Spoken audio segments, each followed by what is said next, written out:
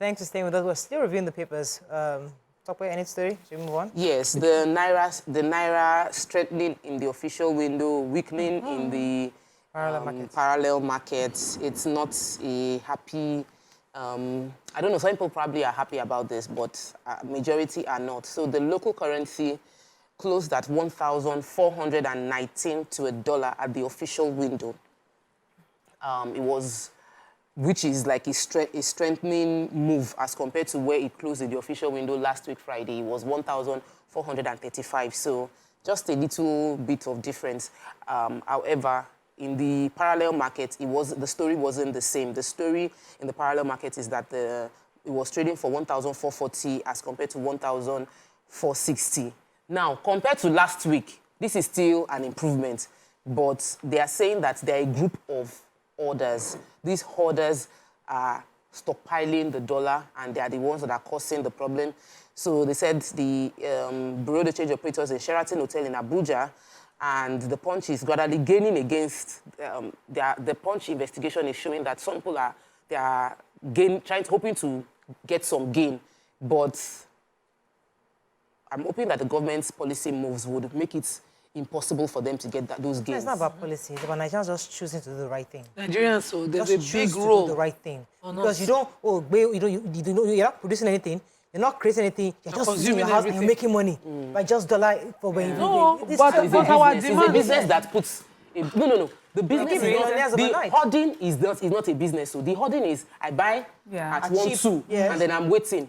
I see 1.3, I buy. I'm waiting. False scarcity. Yes, that's not a business. Business is. So you are not creating, you're not producing, you're not marketing, you're just sitting in your house and just waiting. I'm forcing the economy to have. So there's no policy you do. Nigerians must just choose to support to do the right thing. I have Nigerian customs on our revenue. So the chairman Senate Committee on Customs, Issa Jibrin, stated that the 5.something trillion revenue target of the Nigerian customs will be moved upward in 6 months' time into the other half of the year, because they are looking to, of course, generate revenue, and they are targeting that the customs is one of such revenues that agencies that can help us target internally generated revenue. I think it's a lot of burden with all the details that was in this story on the customs. They're also saying that they will not necessarily take away waivers. Waivers are very important for some sectors like agricultural sector and all of that. But for any imports in those sectors, but any which way, customs will likely have to review their targeted revenue for the year. What of the NNPC? I want to hear the Senate Committee on NNPC do the same. Let's even have their books.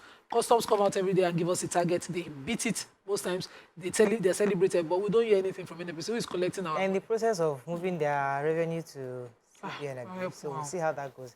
Daily Sun, protests rock Niger over hardship and insecurity.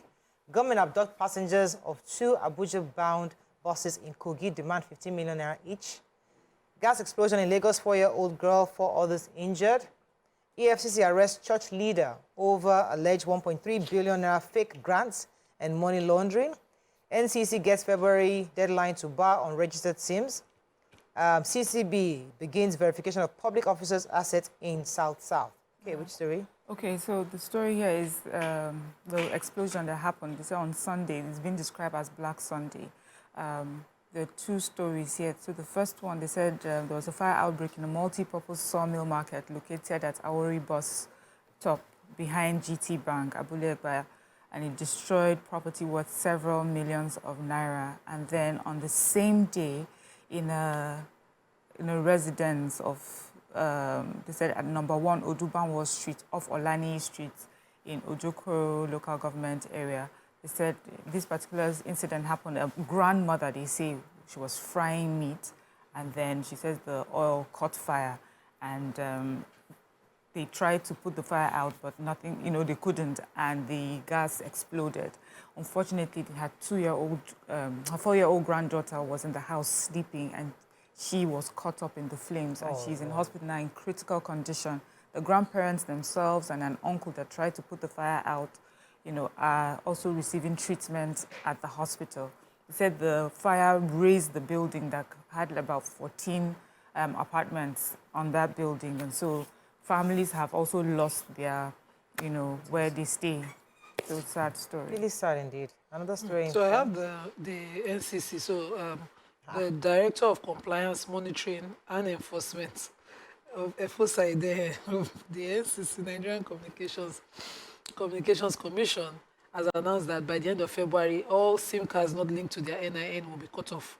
And he gave reasons. He says that there have been several efforts to sabotage the linking of NIN to SIM cards, which they thought would have solved all our problems. So some people go ahead, buy SIM cards, which they collaborate with OTT, and they also use that to start a WhatsApp number, then discard of the SIM card, which does not require, WhatsApp doesn't require you to have a particular SIM. And then they continue their chats and all of that. So they are collaborating with OTT to tackle this challenge as they go forward.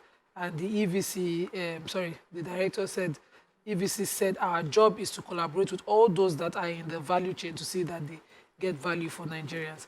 So I'm hopeful, if you do not have your SIM linked by February, Wala don't come. But the process of linking is so complicated. My parents, both of them, that have their NIN and their phone link, the NIN is asking them to come back and register that their picture is not clear, that the picture is not sharp.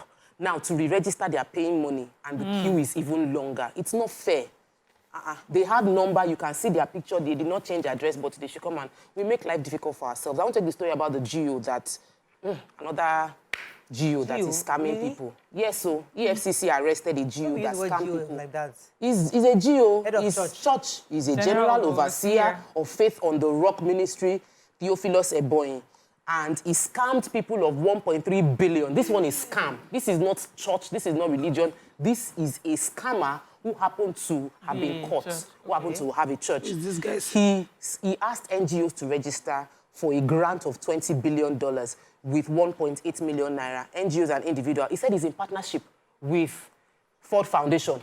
And he was advertising that he's in partnership with Ford Foundation. And through him, Ford Foundation would empower NGOs and businesses with $20 billion. And people's registration fee to be able to get through the clearance and access that Ford Foundation fund is 1.8. The total money he made was over 1.3 billion naira on the fake grant. Ford Foundation has come to deny that he had no connection with them. They don't even know his foundation. His foundation is called Theophilus Global Foundation. And the commission has arrested him. They said they also found 3 houses. You know what? They said they found 3 houses attached to him. I mean, 5 properties that they said he used the proceeds from his criminal dealings to acquire, and he's still reaching out to his subscribers on some social media platform. This entire thing is just so bad, and it's really sad that I just don't research. You have 1.8 million naira, you cannot research that Ford Foundation has a link with this person. Okay, Vanguard. Abducted GIGM ABC buses passengers. Kidnappers want 15 million naira to free my wife, says victim's husband. Cultural icon Jimmy Solanke dies at 82. Economic crisis, FG lacks ideas. Should seek help, says LP. Nigeria loses 890 billion naira as gas flaring rises 18.9%. High cost of living. Nigeria residents protest hunger, shut down major roads, and borrowing Senate to raise customs over 5 trillion naira revenue target. Okay, which story are we starting with? No story in Vanguard. Who has the Nigeria loses 890 billion naira? Yes, gas flaring. The Nigerian government has been, I don't understand. Since I was born, there's been story of gas flaring, and we are still flaring gas, and we're still losing money. So the Nigerian gas flaring bill costs has been rising year on year by 18.9%. Currently, it sits at 275.2 million standard cubic. The data was obtained from National Oil Spill Detection and Response Agency, and it's putting the value at, in 2023, $1 billion. I don't understand. Okay, so LP is saying that the Labour Party said yesterday that the president has run out of ideas on how to resolve the country's economic crisis as such, should eat the humble pie and ask for help.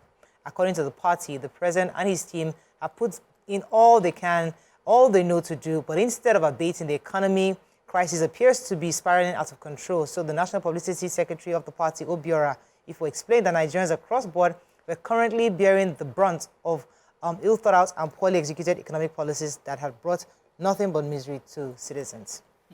Okay, that's LP. What other story? Let's move on quickly. Our final paper this morning, Tribune.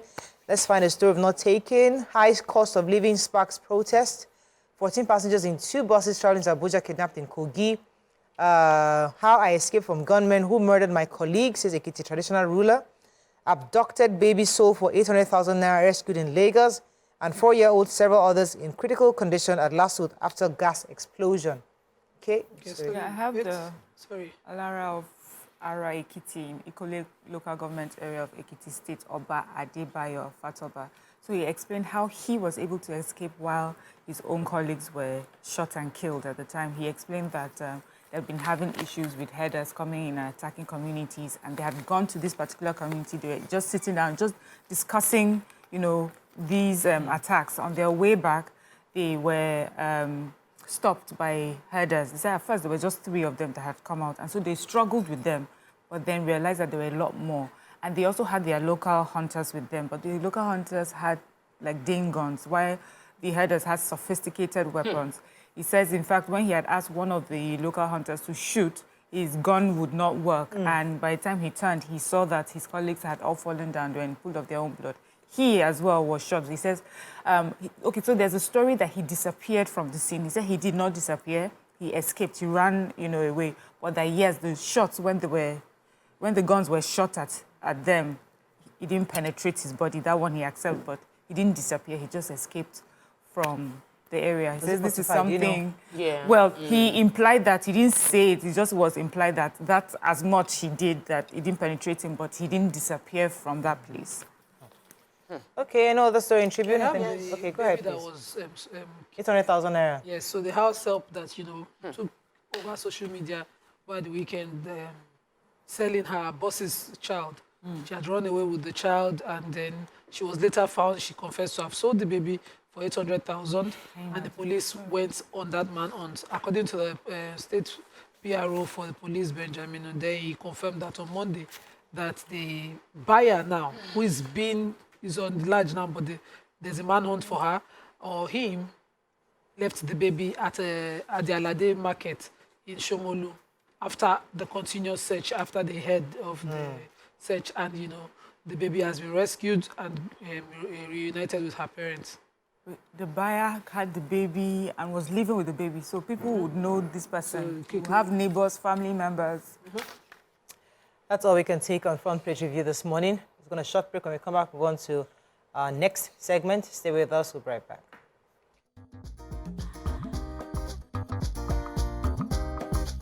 Stay tuned. Your View will be right back.